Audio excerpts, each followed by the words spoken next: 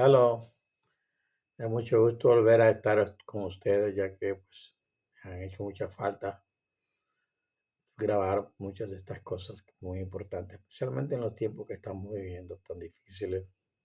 El mundo, como dice, está en llamas, está produciendo lo que la naturaleza pecaminosa del hombre ha formado desde hace miles de años. Guerras, problemas que se aceleran. Y pues, es necesario que comencemos, como dicen, a entender bien lo que está sucediendo y agarrarnos del Señor, porque así como van las cosas, pues parece que van a mejorar, dicen muchos, pero bueno, el tiempo lo dirá. Yo creo que estamos viendo los tiempos finales en cual todos nosotros debemos estar seguros a dónde vamos a ir, si vamos a reinar con Cristo o vamos a ser echados fuera del reino.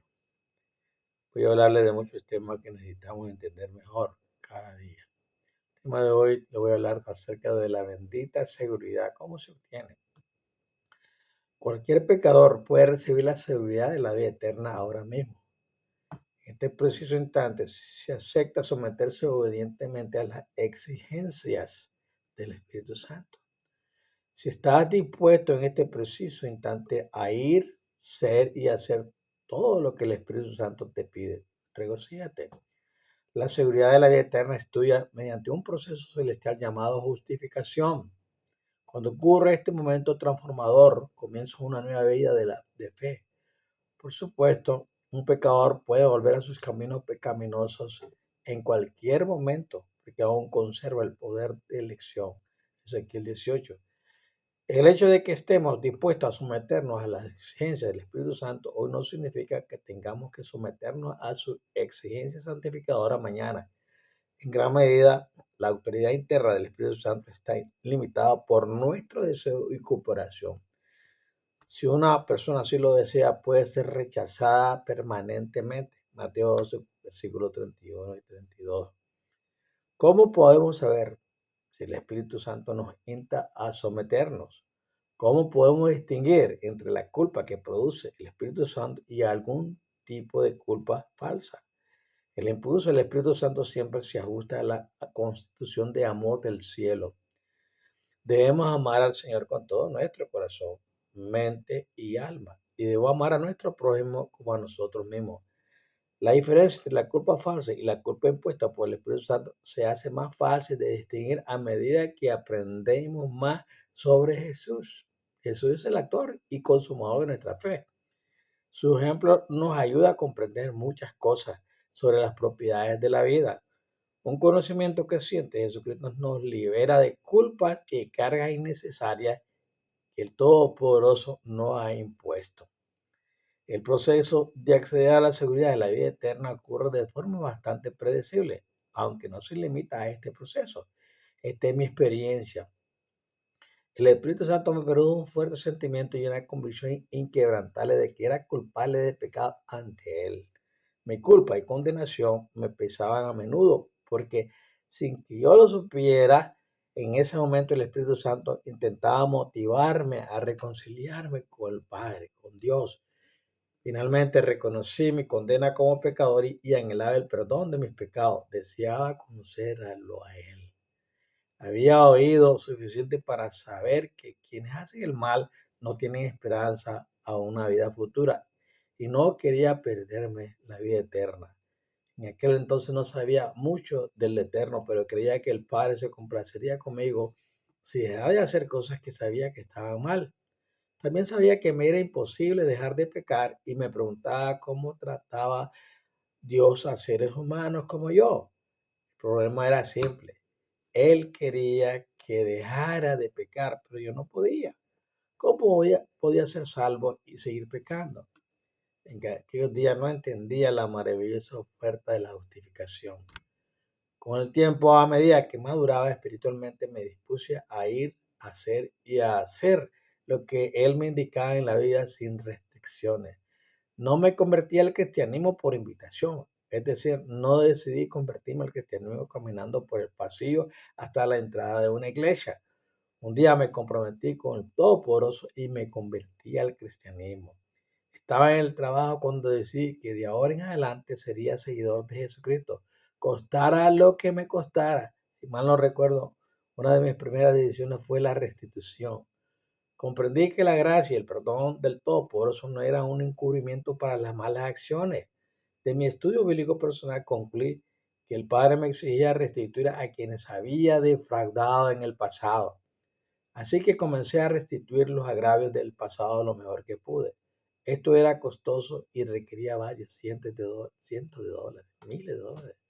Después de revisar mi pasado y corregir cada error en la medida de lo posible, confesé mis pecados al Todopoderoso y desde entonces he tenido perfecta paz con ellos. Me sentía feliz y verdaderamente libre de culpa, lo que me hacía sentir mucho más cerca de Él. Decidí, por la gracia del Todopoderoso, no volver a hacer esas cosas. No te dejes engañar. El pecado siempre sale caro. El pecado te llevará más lejos de lo que quieres ir, te costará más de lo que quieres pagar. Durante este proceso de transformación en mi vida, algunos de mis amigos huyeron, pensaron que me había convertido en un fanático religioso. Por fe, acepté la seguridad del Dios de que estaba complacido con mis acciones. Era más feliz y me sentía más cerca de Él, aunque mi comprensión del Eterno y su voluntad era muy limitada. 40 años después, mi paz y mi alegría permanecen. Mientras continúo obedeciendo la demanda del Espíritu Santo que mora en mí, sé que Jesús me justifica ante el Padre como si no tuviera pecado. Aunque sea pecador, debido a esto estoy en paz con el Todopoderoso y tengo la gozosa seguridad de la salvación. Sí, todavía peco, pero ahora entiendo algunas cosas sobre cómo lidiar con el pecado. Primero, el pecado accidental o no intencional no trae la muerte eterna. Juan dice, toda mala acción es pecado y hay pecado que no lleva a la muerte. Primera Juan 5:17. Segundo, soy propenso al pecado y a la rebelión porque estoy bajo la maldición del pecado. Pablo notó lo mismo después de ser cristiano durante casi 25 años. Él escribe, pero otra ley de acción en los miembros de mi cuerpo que hace guerra contra la ley de mi mente y me hace prisionero de la ley del pecado que actúa en mis miembros. Romanos 7:23. Por último, cuando peco hay un proceso que debo seguir obedientemente. Primero tengo que reconocer al Espíritu Santo que entiendo la culpa que Él está imponiendo en mi corazón porque he pecado. Luego tengo que confesar a mi prójimo que he pecado contra Él y debo proporcionar restitución en la medida de lo posible.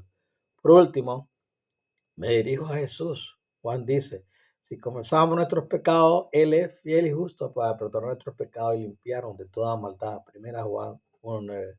Este orden de eventos está bien establecido en la Escritura, Mateo 5, versículo 23 al 26. Si soy fiel al tratar con el problema del pecado, mi voluntad de ir, ser y hacer la voluntad del Todopoderoso se afirma.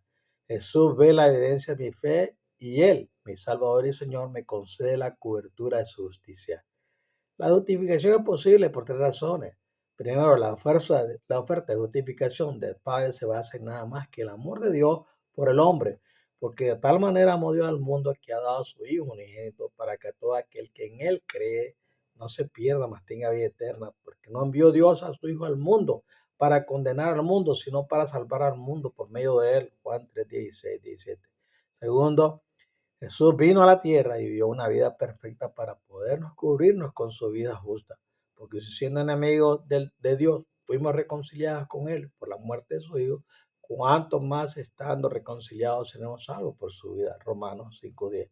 Por último, Jesús está calificado para justificar a los pecadores arrepentidos porque Él pagó nuestra pena por el pecado. En otras palabras, los pecadores no pueden ser justificados como personas sin pecado.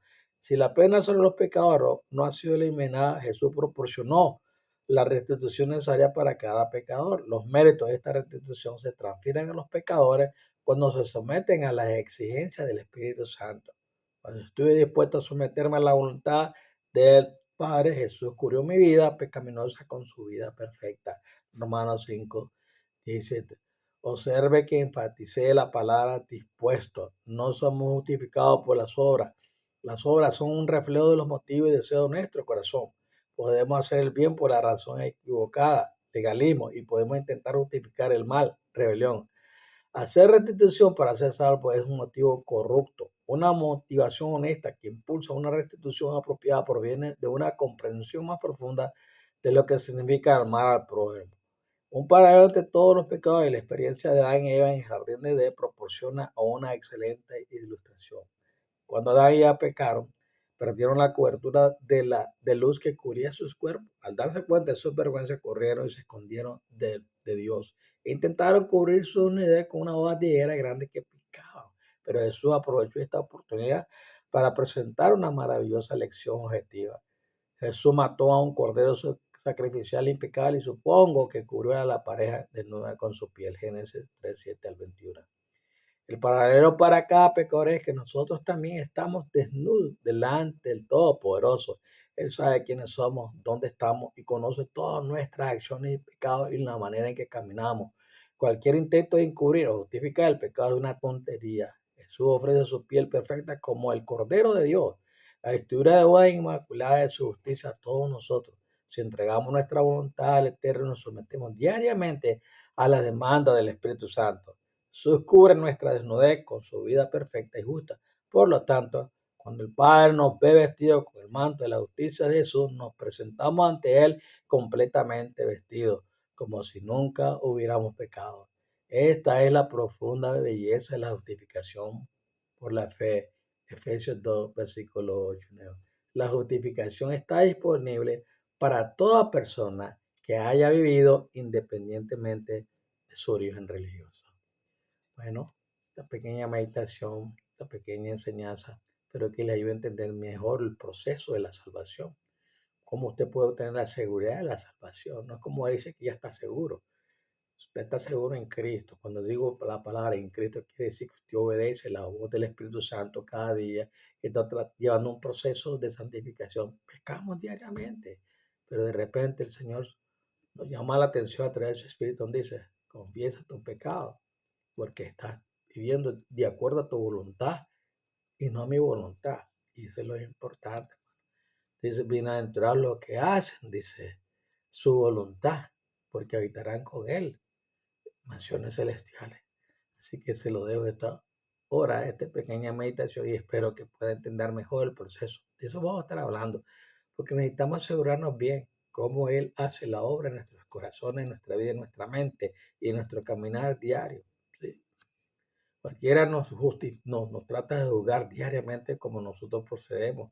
No entienden porque usted no toma, no entiende porque usted no va a caminos equivocados, no entiende porque usted no quiere pecar. Simplemente le dicen que es un fanático religioso. La persona que se conduce de esa manera va a sufrir persecución, pero usted está siendo justificado, no por las obras, sino por su acción de que usted entiende que su vida necesita a alguien, un Salvador, diariamente estar conmigo.